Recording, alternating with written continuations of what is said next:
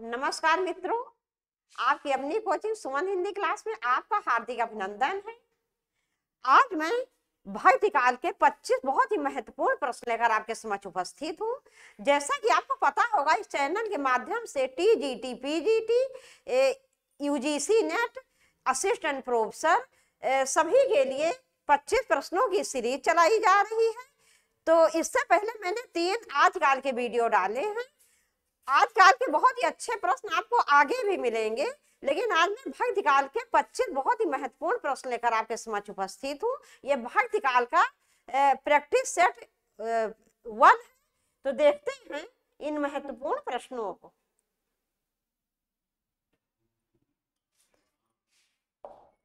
प्रश्न 1, भक्ति आंदोलन को ईसाइयत की देन किसने माना है? ए ग्रियर्सन, बी रामचंद्र शुक्ल, सी हजारी प्रसाद द्विवेदी, डी नामवर सिंह। इसका विकल्प ए सही है, ग्रियर्सन। इसका विकल्प ए सही है, ग्रियर्सन।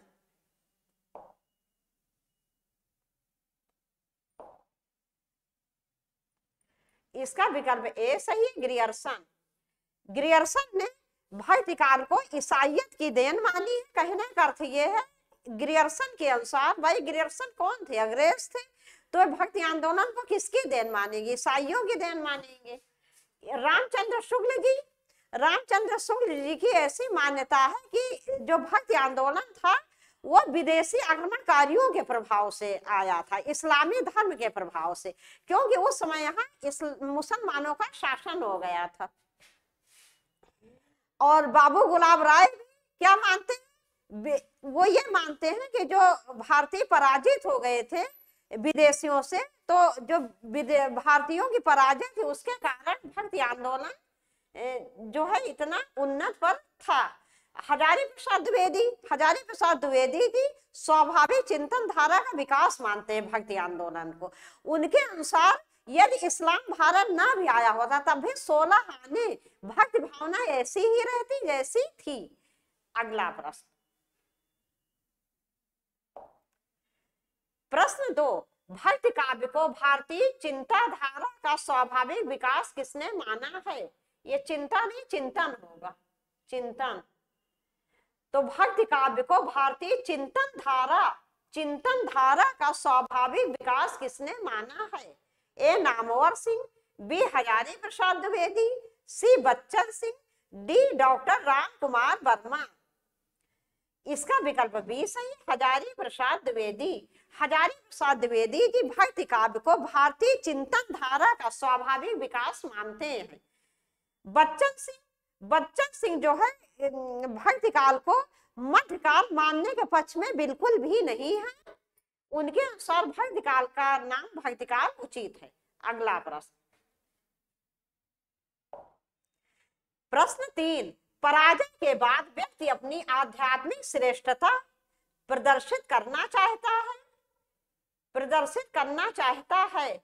ये हूं गलत लिखा गया, यहाँ है होगा, करना चाहता है। यही मनोवृत्ति भक्ति आंदोलन का स्रोत है। ये कथन किसका है? ए बाबू श्याम सुंदर दास, बी बाबू गुलाब राय, सी आचार्य रामचंद्र शुक्ल, डी पंडित हजारी प्रसाद द्विवेदी। इसका विकल्प बी सही, बाबू गुलाब राय। पराजय के बाद व्यक्ति अपनी आध्यात्मिक श्रेष्ठता प्रदर्शित करना चाहता है। ये है होगा, हूं नहीं होगा, मैं काट दे रही हूं।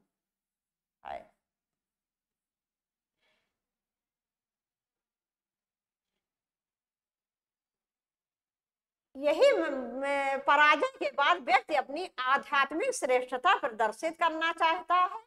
यही मनोवृत्ति भक्त आंदोलन का स्रोत है। ये कथन किसका है?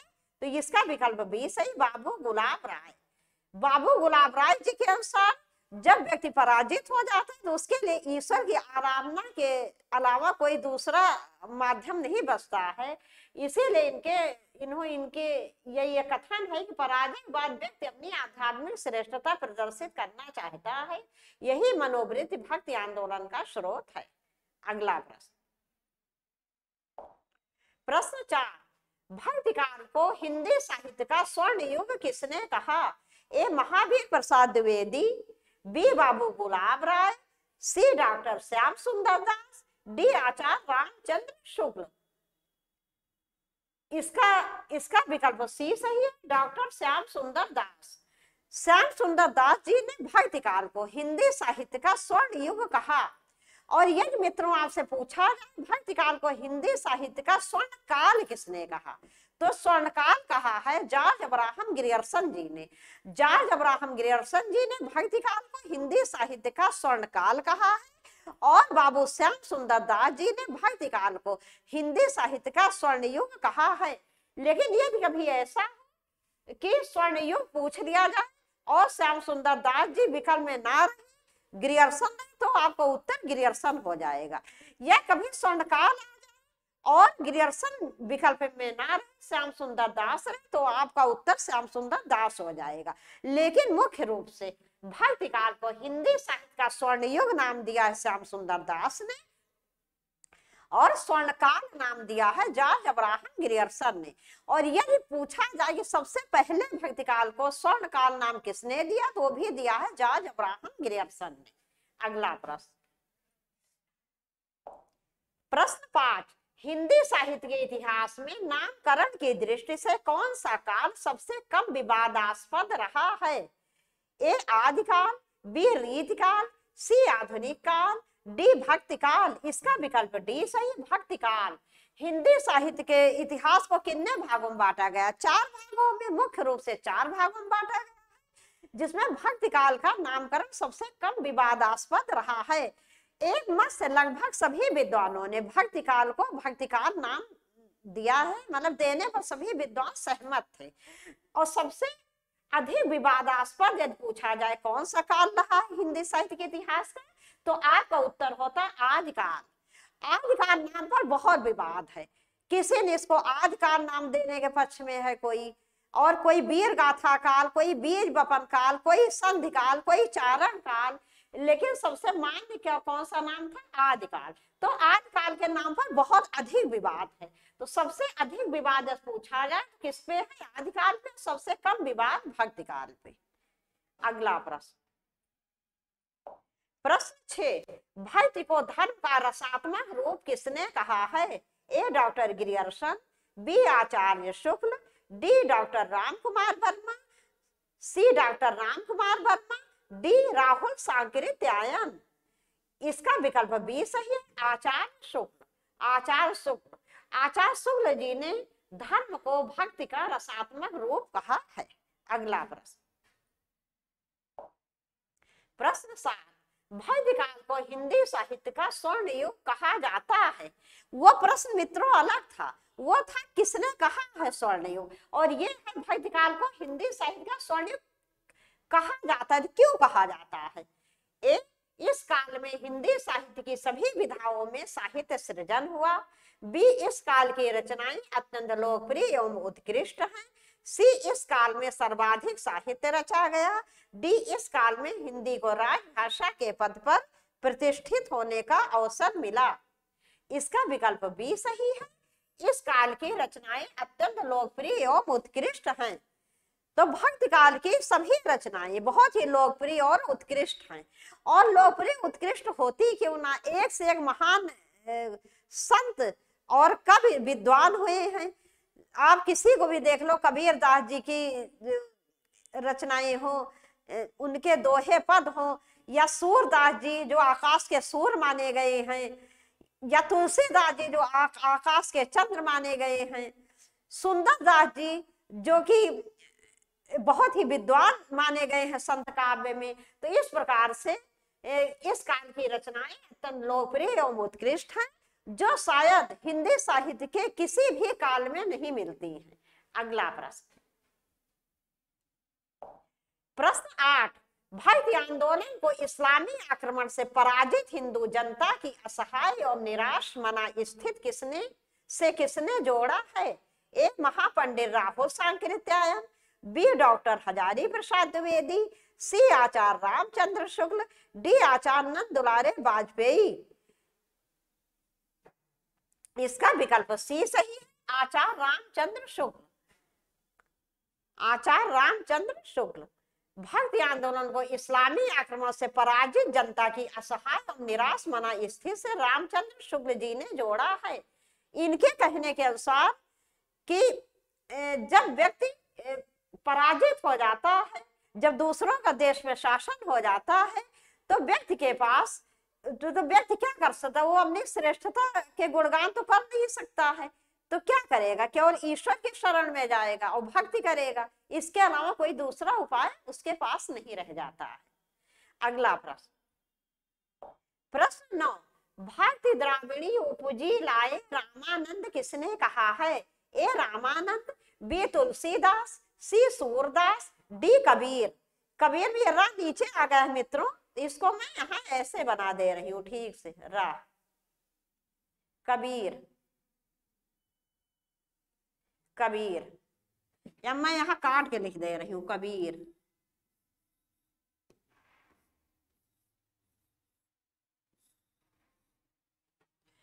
तो इसका विकल्प डी सही होगा, कबीर। भक्ति द्राविणी उपजी लाए रामानंद, ये कबीर दास जी ने कहा है। कबीर दास जी के गुरु कौन थे? रामानंद जी। कबीर दास जी के गुरु रामानंद जी थे और ये पंक्तियां कबीर दास जी की कही हुई हैं। और भक्ति आंदोलन सबसे पहले कहाँ हुआ? दक्षिण भारत में फैला, फिर दक्षिण भारत से उत्तर भारत में आया और इसको लाने का श्रेय किसको है? रामानंद जी को। अगला प्रश्न, प्रश्न 10, रामानुजाचार्य के गुरु थे? ए कांचीपूर्ण, बी शंकराचार्य, सी अंडाल, डी रामानंद। इसका विकल्प ए सही, कांचीपूर्ण। रामानुजाचार्य जी के गुरु कांचीपूर्ण जी थे और ये रामानंद जी की परंपरा में चौथी पीढ़ी में आते हैं। अगला प्रश्न, प्रश्न 11, किसके भक्तिपरक गीतों का संकलन अभंग के नाम से जाना जाता है? किसके भक्तिपरक गीतों का संकलन अभंग के नाम से जाना जाता है? ए नामदेव, बी सहजोबाई, सी कबीर, डी दादू दयाल। इसका विकल्प ए सही, नामदेव। नामदेव जी कहा, ये कौन थे? महाराष्ट्रियन थे।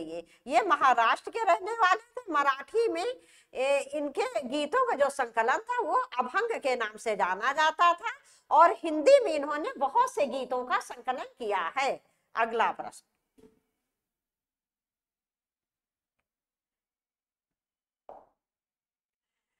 प्रश्न 12, हिंदी भक्ति काव्य का शुभारंभ किसकी रचनाओं से माना गया है?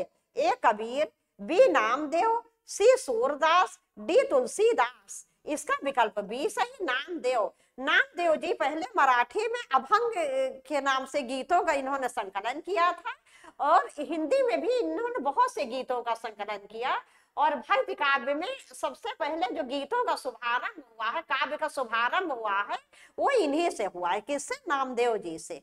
अगला प्रश्न, प्रश्न 13, दिव्य प्रबंधन काव्य संकलन है? ए एकनाथ का, बी तुकाराम का, सी आलवार भक्तों का, डी नानक देव का। इसका विकल्प सी सही, आलवार भक्तों का। आलवार भक्तों की संख्या कितनी थी? 12 थी, जिसमें 11 पुरुष और 1 महिला आंडाल थी। और आलवार भक्तों का जो ग्रंथ था जिसमें इनके सब उपदेश गीत वगैरह संकलित थे, उसका नाम क्या था? दिव्य प्रबंधम। अगला प्रश्न, प्रश्न 14, आलवार का शाब्दिक अर्थ है? ए शूद्र, बी मूर्ति पूजक, सी रूढ़िवादी, डी मग्न होना। इसका विकल्प डी सही, मग्न होना। तो आलवार का शाब्दिक अर्थ है मग्न होना। ये भगवान विष्णु के आराधना में बिल्कुल मग्न हो जाते थे, लीन हो जाते थे। एक आलवार, नाम, इनमें दोनों में अंतर ये होता है, दोनों ही दक्षिण भारतीय थे, लेकिन ये विष्णु के उपासक थे, राम के उपासक थे और जो नामवार थे वो शिव के उपासक थे। अगला प्रश्न, प्रश्न 15, निर्गुण एवं सगुण दोनों प्रकार की भक्ति का मुख्य लक्षण है? निर्गुण और सगुण इस प्रश्न का अर्थ है निर्कौन सी ऐसी विशेषता जो निर्गुण और सगुण दोनों में सामान्य रूप से पाई जाती है। ए भगवत विषयक रत एवं अनन्यता, बी अष्टयाम साधना और कीर्तन, सी सादा जीवन उच्च विचार, डी श्रम और ईमान का महत्व। महत्व महत्व में ये ऐसे रहेगा। इसका विकल्प ए सही है। भगवत विषयक रत एवं अनन्यता, जो भगवत विषयक रत है, रत किसे कहते हैं? ईश्वर विषयक प्रेम। जो ईश्वर विषयक प्रेम होता है उसी को हम क्या कहते हैं? रज कहते हैं। तो ईश्वर विषयक रत या प्रेम और अनन्यता जो है, ये चाहे निर्गुण का विधान हो, निराकार ईश्वर को मानने वाले संत रहे हो, या सगुण, चाहे सगुण साकार मूर्ति पूजा या ईश्वर के साकार रूप को मानने वाले हो, मुख्य विशेषता पूरे भक्ति काल की रही है कि भगवत विषयक रत या प्रेम और अनन्यता। अगला प्रश्न, प्रश्न 16, नम्मालवार के गीतों का सबसे पहले संपादन किसने किया? ए संत एकनाथ, बी नाथ मुनि, सी ज्ञानेश्वर, डी नामदेव। इसका विकल्प बी सही है, नाथ मुनि। नम्मालवार भी क्या थे? शिव को मानने वाले थे, और नाथ मुनि जो थे वो भी शिव को मानने वाले थे। तो नाथ मुनियों ने सबसे पहले नम्मालवार के गीतों का संपादन किया। अगला प्रश्न, प्रश्न 17, आलवार गायकों की संख्या थी? ए 10, बी 11, सी 12, डी 13। इसका विकल्प सी सही, 12। आलवार गायकों की संख्या 12 थी। इनमें एक महिला थी जिनका नाम आंडाल था, 11 पुरुष थे। अगला प्रश्न, प्रश्न 18 आ गया यही प्रश्न। आलवार महिला संत का नाम है? ए अपाला, बी गार्गी, सी राबिया, डी आंडाल। इसका विकल्प डी सही है, आंडाल। अपाला और गार्गी जी जो थी वैदिक काल की बहुत ही विदुषी महिलाएं थी। अगला प्रश्न, प्रश्न 19, रामानुजाचार्य ने किसकी उपासना पर जोर दिया? ए विष्णु की, बी कृष्ण की, सी शिव की, डी शक्ति की। इसका विकल्प ए सही है, विष्णु की। यह रामानंद जी की चौथी पीढ़ी में आते हैं। अगला प्रश्न, अवधूत किसे कहते हैं? ए मध्वाचार्य के अनुयायियों को, बी निम्बार के वैरागियों को, सी रामानंद के वैरागियों को, डी चैतन्य के सन्यासियों को। इसका विकल्प सी सही, रामानंद के वैरागियों को। रामानंद जी के वैरागियों को अवधूत नाम से, अवधूत उपाधि से विभूषित किया गया है। अगला प्रश्न, प्रश्न 21, रामानंद ने नारायण और लक्ष्मी के स्थान पर किसकी उपासना पर जोर दिया? ए राधा कृष्ण, बी शिव पार्वती, सी सीताराम, डी ये सभी। इसका विकल्प सी सही है, सीताराम। अगला प्रश्न, प्रश्न 22, हठ योग साधना के प्रवर्तक तथा आदि गुरु माने जाते हैं? ए गोरखनाथ, बी बुद्ध, सी विष्णु, डी शिव। इसका विकल्प ए सही है, गोरखनाथ। गोरखनाथ जी जो है ये हठ योग साधना के प्रवर्तक तथा आदि गुरु माने जाते हैं। गोरखनाथ जी पहले कहा, पहले ये सिद्ध साहित्य में थे, बाद में ये नाथ साहित्य में आ गए। नाथ साहित्य के प्रवर्तक तथा आदि गुरु यही माने जाते हैं। और गोरखनाथ जी के गुरु का नाम था मत्स्येंद्र नाथ या मच्छिंद्र नाथ। अगला प्रश्न, प्रश्न 23, सनातन का महत्व इसलिए है क्योंकि वे मानते हैं, संत मत का महत्व इसलिए है क्योंकि वे मानते हैं भक्त विकल्प ए भक्त जन्म मरण से मुक्त होता है, बी ईश्वर को मिलाने वाला गुरु है, सी भक्ति क्षेत्र में जाति पाति का भेद, डी शास्त्रीय ज्ञान का महत्व।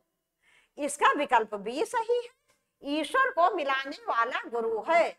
संत मत का महत्व इसलिए है क्योंकि इसमें गुरु की महत्ता पर विशेष जोर दिया गया है। ऐसा माना गया संत मत में कि ईश्वर तक पहुंचाने वाला ये कौन है? गुरु है। जब तक गुरु का सहारा नहीं लिया जाएगा, अच्छा गुरु नहीं मिलेंगे, तब तक जो है ईश्वर तक मनुष्य नहीं पहुंच सकता है। मतलब ईश्वर तक पहुंचाने का एकमात्र माध्यम गुरु है। अगला प्रश्न, प्रश्न 24, नीमा किस कवि की माता का नाम था? ए रहीम, बी सूरदास, सी कबीरदास, डी मलूक दास। इसका विकल्प सी सही है, कबीर दास। कबीर दास जी के, जैसा कि आपको पता होगा, नीमा और नीरू दो जुलाहा दंपति थे जिन्होंने कबीर दास जी का पालन पोषण किया था। कबीर दास जी का जन्म एक विधवा ब्राह्मणी के गर्भ से हुआ था। ऐसा माना जाता है कि नीमा और नीरू नाम के जुलाहा दंपति ने इनका पालन पोषण किया था। इनकी माता कौन हुई? नीमा हुई, क्योंकि उन्होंने इनका पालन पोषण किया था। इसका विकल्प सी सही है, कबीर दास। और इनकी पत्नी का क्या नाम था? लोई। इनकी पत्नी, कबीर दास जी की पत्नी का नाम लोई था। और इनके पुत्र और पुत्री थे जिनका नाम क्या था? इनके पुत्र और पुत्री का नाम क्या था? कमाल, कमाली। पुत्र का नाम कमाल, पुत्री का नाम कमाली था, पत्नी का नाम लोई था। नीमा और नीरू इनके माता पिता थे क्योंकि इन्हीं इनका पालन पोषण किया था। अगला प्रश्न, प्रश्न 25 तथा इस वीडियो का अंतिम प्रश्न, उत्तर भारत में वैष्णव भक्ति के संस्थापक हैं? ए तुलसी, बी रामानुज, सी नामदेव, डी सूरदास। इसका विकल्प बी सही है, रामानुज। तो जैसा कि आप सभी को पता होगा कि भक्ति का आरंभ कहाँ से हुआ? दक्षिण भारत से हुआ। दक्षिण भारत में जब भक्ति अच्छी तरह, पूरी तरह फैल चुकी थी भक्ति भावना, तो दक्षिण भारत से उत्तर भारत में भक्ति भावना लाने वाले कौन थे? रामानंद जी थे और रामानुजाचार्य जी थे। तो रामानुजाचार्य जी को उत्तर भारत में दक्षिण भारत से भक्ति भावना को फैलाने का इन्हीं को श्रेय है। किसको? रामानुजाचार्य जी को। कुछ प्रयास रामानंद जी ने किया था, लेकिन मुख्य रूप से उत्तर भारत में वैष्णव भक्ति के संस्थापक रामानुजाचार्य जी थे। ये रामानंद की पीढ़ी में ये चौथी पीढ़ी के माने जाते हैं। अब मित्रों, यहीं पर ये वीडियो समाप्त कर रहे हैं। मुझे पूरा विश्वास है सभी प्रश्न आपको बहुत पसंद आएंगे। आपसे